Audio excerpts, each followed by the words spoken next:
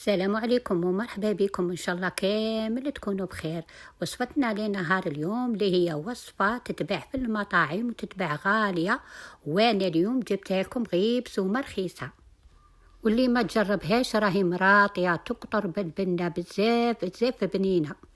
ومع الأخير نقولكم علبة واحدة شحال تدير، وأنا درتها غير بسومة رخيصة وبنينة، وديريها في دارك بنقاوتك. صدقوني جات بنينة وفرحوا بها وليداتي وقالوا لي عاودي ديريها لنا.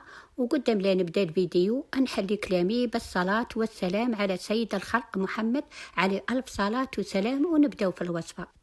بسم الله. هنا عندي شوية تاع زدر تاع دجاج اللي راني مقطعتها قطع صغار، وعندي نص حبة بصل اللي درتها شرائح.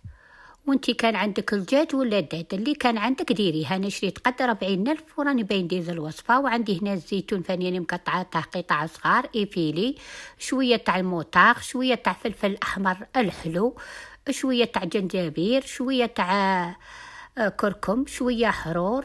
وعندي فاني شوية قزبر وشوية تاع توابل الدجاج.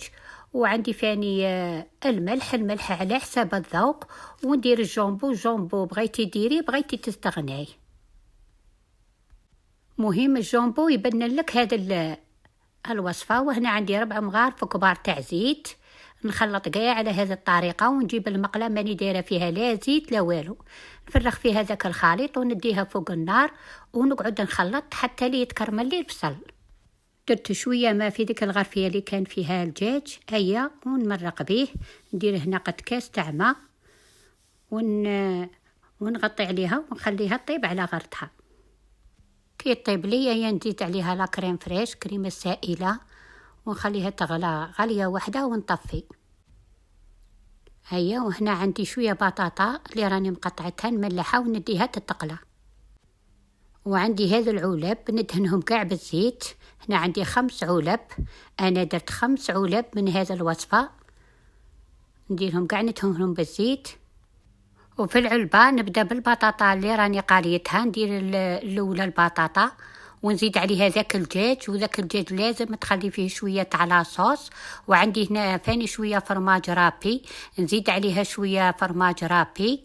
وراني شاعله كوشتي نشعلها غير من الفوق، وما نغطي عليها ما والو، ونديرها غير قد ما اللي يذوب لي الفرماج. راه كل شيء فيها طايب. غير ب40,000 دجاج قطعت لي الخير والبركه، تاكلي وتوكلي بالصحه والراحه عليا وعلى وليداتي وكاع اللي يتبعوا جدات امين. غير جربوها وعلى ضمانتي لكن دخلهم يطيبوا. هل هما بعد اللي طابوا راني مغطيتهم به ما يبردوش. طابوا بنان ومفرمجين ومعسلين، مهما نشكرهم ما نعطيهمش حقهم حتى اللي يجربوهم.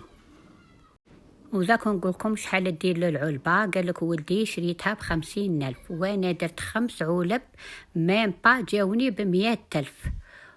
وش نقولكم جدات امين تخمم عليكم وجيب لكم الوصفات الاقتصاديين والساهلين. ثاني نتوما ما تنساوهاش بذاك الجام، ربي يزين لكم الايام.